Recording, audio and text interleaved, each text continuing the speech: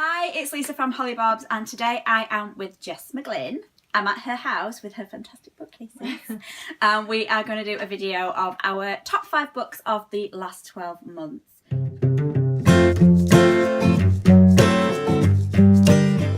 Jess is known for her book videos, so I thought it'd be fun to do a video featuring books, because we're always talking about what books we read. We read very similar books.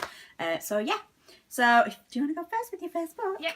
So the first book that I chose was The Nightingale by Kristin Hannah. This is a historical fiction book set during the Second World War, and it's about two sisters who both play very different roles in the war. They both live in occupied France, and one sister is kind of very steady and reliable and wants to just stay at home, keep her head down and raise her daughter, while her husband is off at war, and the other sister joins the resistance and helps soldiers, American and English soldiers who have landed in France and are trying to escape from the Nazis. So I absolutely loved this book. It's hands down one of my favourite books of the year. It's so moving and such an interesting perspective, because I think there aren't many books that are written from the perspective of women during the Second World War. And I like that you get the two different perspectives from the sisters as well, that you've got one who is just trying to survive day to day, and then you've got the other one who is actively fighting against being occupied. So yeah, if you like historical fiction, I would definitely recommend this one. My first one is the second of the Court of Thorns and Roses trilogy, and I think Jess is getting fed up of hearing me talk about this, but I absolutely love this trilogy by Sarah J. Maas, and the second one was my favourite. This is Court of Mist and Fury. It's a young adult fantasy trilogy, and it is about fairies and all sorts of mystical creatures, which sounds really rubbish, but it's actually brilliant. Does she call them the Fae? Does she call them the Fae? Yeah, I think, they kind of flip between fairies and fae, and there's all sorts of different sort of characters in it.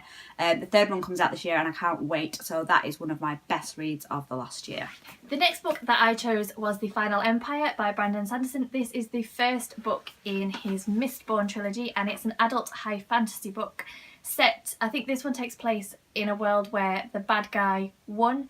It's about a band of criminals who want to basically overthrow the Dark Lord, but the thing that I really liked about this was the magic system, because it's based around metals and allomantic metals. So if you have allomantic power, if you ingest a certain type of metal, it gives you a certain type of power. So if you are a tin eye and you ingest tin, your senses are enhanced. So you can hear things more clearly, you can feel things better. If you are a Mistborn, you can use all of the allomantic metals, and and I really enjoyed this book. It's so clever. Yeah, and I read at the very end of last year, I read the third and final book, which was, Brandon Sanderson is a master storyteller. He ties everything up so nicely and so perfectly. And if you like books with kind of kick-ass female protagonists, then you will also like this one, because I thought Vin was very well written. The next one I've picked is Shadow and Bone by Leigh Bardugo, which is the first one in the Grisha series, and I really like this. Again, it's another sort of young adult fantasy sort of series, and it's got a really dark character in it called the Darkling, and I really like him. He sort of adds that sort of darker element to it. So this was a really good series that I enjoyed. Next, I picked The Lake House by Kate Morton. I am a huge Kate Morton fan. She writes, her books are often dual timeline stories, so you have a story that is set during the present day, and then you have a story that is set during like the 1920s or 30s. So this is about the Edevane family, and they live in a big country manor in Cornwall in the 1930s, and then some kind of tragedy happens and they leave the house and they don't return, and then 70 years later a young detective comes across the house and kind of finds out that there's a mystery attached to it and decides that she wants to solve the mystery, and so she goes in search of any of the remaining family members and finds Alice Edevane, one of the daughters of the family, still alive 70 years later. So it's kind of an uncovering of this mystery. It's a little bit of family drama, a little bit of mystery. I adore her books. She's such a descriptive and beautiful writer, and I just properly, because her books look quite big, but I just properly get lost in them and I really fly through them. So that's another book that sounds really good that I would like to read. Okay, so the next one I'm going for, I've not actually got here, but it is The Storyteller by Jodi Picoult. I've not really read many of Jodi Picoult's books, but this one was recommended to me and I really enjoyed it. It's about a young girl who works in a bakery and she meets this old man and gets to know him, becomes really good friends with him, but then eventually finds out that he is a Nazi, and she's sort of horrified, debates sort of whether she should report him, but then gradually finds out his story, and then it goes back to his story from when he was a Nazi, and it's a really, really well told story. It's really interesting how sort of his situation, his brother's also a Nazi with him, and sort of their relationship, and then a lot to do with concentration camps and things like that. So I really enjoyed that story. The next book that I have chosen I also don't have, and that is The Museum of You by Carrie Bray. And this is a contemporary book that is about a young girl and her father. And her mother, the young girl's mother, died when she was a baby, and one summer when she is 12 she decides that she wants to basically build the story of her mother. Her father's never really talked about who her mum was, and she wants to kind of build a story. So what she does is finds different things from around the house that she knows belonged to her mother and tries to kind of create a picture of who her mum was. It's quite a slow moving book. There's not any action or kind of tense moments, but it's just a really quiet and moving story about this young girl who is kind of on the brink of being a teenager, trying to discover a bit about who she might be based on who her mum was. You also get the perspective of the dad and the fact that he's still, so many years later, trying to work through his grief and the reasons why he hasn't talked to his daughter about the mum. And Carrie Bray is one of my favourite writers for kind of books that make you think, books that make you cry. But I like that her characters are very realistic and flawed as well, and you can actually imagine them as real people that might be living down the street from you. And that was her latest release. I think it only came out last year, but it's a really good book. Really enjoyed it. Okay, so for me, my next one is The Girl on the Train by Paul Hawkins.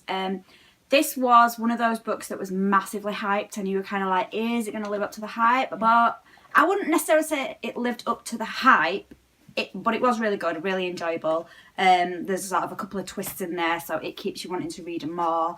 So yeah, I really enjoyed that one.